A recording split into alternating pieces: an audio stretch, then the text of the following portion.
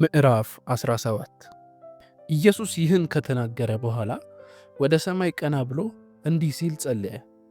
አባት ሆይ ጊዜው ደርሷል። ልጅህ ያከብርህ ዘንድ ልጅህን አክብረው። ከአንተ ለተቀበላቸው ሁሉ የዘላለምን ሕይወት እንዲሰጥ በሰው ሁሉ ላይ ሥልጣን ሰጥተኸዋልና። አንተ ብቻ እውነተኛ አምላክ የሆንከውንና የላከውን ኢየሱስ ክርስቶስን ያውቁ ዘንድ ይህች የዘላለም ሕይወት ናት። የሰጠኸኝን ሥራ በመፈጸም በምድር አከበርኩህ። እንግዲህ አባት ሆይ ዓለም ሳይፈጠር ከአንተ ጋር በነበረኝ ክብር በአንተ ዘንድ አክብረኝ። ለእነዚህ ከዓለም ለሰጠኸኝ ሰዎች ስምህን ገልጬላቸዋለሁ። የአንተ ነበሩ፣ ለእኔ ሰጠኸኝ፣ እነርሱም ቃልህን ጠብቀዋል። የሰጠኸኝ ሁሉ ከአንተ እንደሆነ አሁን አውቀዋል፣ ምክንያቱም የሰጠኸኝን ቃል ሰጥቻቸው ተቀብለዋል።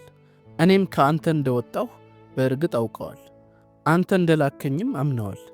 እነርሱ የአንተ ስለሆኑ እጸልይላቸዋለሁ። ለሰጠኸኝና የአንተ ለሆኑት እንጂ ለዓለም አልጸልይም። የእኔ የሆነው ሁሉ የአንተ ነው፣ የአንተ የሆነውም ሁሉ የእኔ ነው። በእነርሱም ከብሬአለሁ። ከእንግዲህ እኔ በዓለም ውስጥ አልቆይም፣ እነርሱ ግን በዓለም ውስጥ ናቸው። እኔ ወደ አንተ መምጣቴ ነው። ቅዱስ አባት ሆይ እኛ አንድ እንደሆንን እነርሱም አንድ እንዲሆኑ በሰጠኸኝ በስምህ ጠብቃቸው።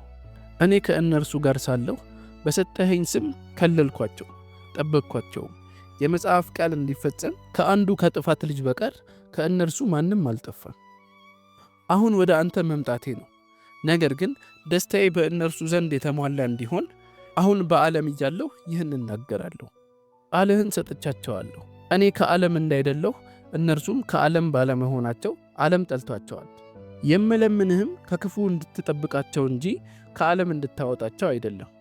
እኔ ከዓለም እንዳልሆንኩ ሁሉ እነርሱም ከዓለም አይደሉም። ቃልህ እውነት ነው፣ በእውነትህ ቀድሳቸው። አንተ ወደ ዓለም እንደላከኝ እኔም ወደ ዓለም ልኬያቸዋለሁ። እነርሱ በእውነት የተቀደሱ እንዲሆኑ ራሴን ስለ እነሱ ቀድሻለሁ። የእነርሱን ትምህርት ተቀብለው በእኔ ለሚያምኑ ጭምር እንጂ ለእነዚህ ብቻ አልጸልይም። ይህም አባት ሆይ አንተ በእኔ እኔም በአንተ እንዳለሁ ሁሉም አንድ እንዲሆኑ እንዲሁም አንተ እኔን እንደላከኝ ዓለም ያምን ዘንድ እነርሱም በእኛ እንዲሆኑ ነው። እኛ አንድ እንደሆንን እነርሱም አንድ እንዲሆኑ የሰጠኸኝን ክብር ሰጥቻቸዋለሁ። ይህም እኔ በእነርሱ አንተም በእኔ መሆንህ ነው። አንተ እንደላከኝና እኔን በወደድከኝ መጠን እነርሱንም እንደወደድካቸው ዓለም ያውቅ ዘንድ አንድነታቸው ፍጹም ይሁን። አባት ሆይ እነዚህ የሰጠኸኝ እኔ ባለሁበት እንዲሆኑ ዓለም ሳይፈጠር ስለወደድከኝ የሰጠኸኝን ክብሬን እንዲያዩ እፈልጋለሁ። ጻድቅ አባት ሆይ ዓለም ባያውቅህም እኔ ያውቅሃለሁ፣ እነዚህም አንተ እንደላከኝ ያውቃሉ። ለእኔ ያለህ ፍቅር በእነርሱ እንዲሆን እኔም በእነርሱ እንድሆን አንተን እንዲያውቁ አድርጌአለሁ፣ እንዲያውቁህም አድርጋለሁ።